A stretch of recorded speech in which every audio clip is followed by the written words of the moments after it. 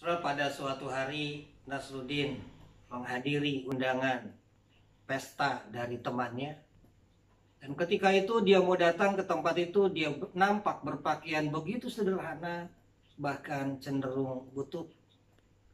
Ketika dia sampai ke tempat pesta itu, baru di depan gedung pesta, di tempat penerima tamu, rupa-rupanya panitia penerima tamu dan juga bagian keamanan menolak dan mengusir Nasruddin. Mereka tidak menerima dan tidak mempersilahkan Nasruddin masuk ke dalam pesta itu. Lalu akhirnya Nasruddin pulang kembali ke rumah. Dia kemudian berganti pakaian. Dan kali ini dia memakai pakaian yang mewah dan begitu indah. Dia kembali mendatangi tempat pesta itu. Dan kemudian dia mendatangi meja penerima tamu. Dan panitia penerima tamu ataupun juga seksi keamanan menyambut dia dengan begitu ramah. Dan akhirnya mempersilahkan Nasruddin masuk ke dalam pesta itu. Dan setelah ketika tiba waktu jamuan makan, maka nampak Nasruddin kemudian menghampiri meja perjamuan itu. Dan dia kemudian memilih makanan-makanan yang nampaknya enak. Kemudian dia menyuapi bajunya. Dan ketika dia menyuapi bajunya, banyak orang terheran-heran.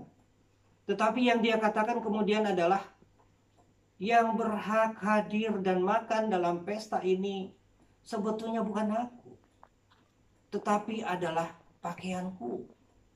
Tadi ketika aku datang dengan pakaian yang sederhana dan cenderung butut, aku ditolak.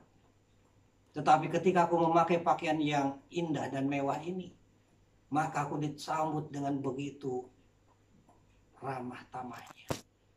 Nah, oleh karena itu yang berhak menerima makanan ini adalah pakaianku, kata Nasruddin. Saudara, cerita ini mau mengingatkan kita bahwa seringkali dalam kehidupan kita, kita suka melihat orang, menilai orang menurut penampilan atau menurut status ekonomi. Sehingga kita memperlakukan orang-orang itu berdasarkan apa yang kita nilai tadi. Kita perlu mengingat bahwa dalam kehidupan kita bersama, kita selalu diingatkan agar tidak pernah memandang muka di dalam hidup kita bersama. Ketika kita mau bersahabat, ketika kita mau melayani orang, seharusnya kita mau melayani dan menghargai orang siapapun sama derajatnya. Tidak membeda-bedakan orang. Namun sayangnya di dalam kehidupan berjemaat pun, pelayanan seringkali berbeda. Dilakukan kepada yang satu dengan yang lain. Karena sikap memandang muka tersebut. Oleh karena itu saudara, kita perlu mengingat apa yang dikatakan oleh Yakobus.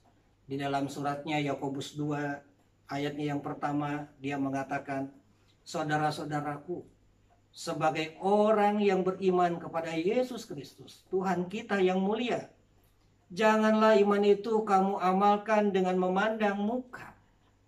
Dan kemudian Yakobus memaparkan contoh-contoh yang sangat baik yang seharusnya dilakukan oleh kita ketika kita melayani dan dalam hidup bersama yang di dalam keberagaman itu.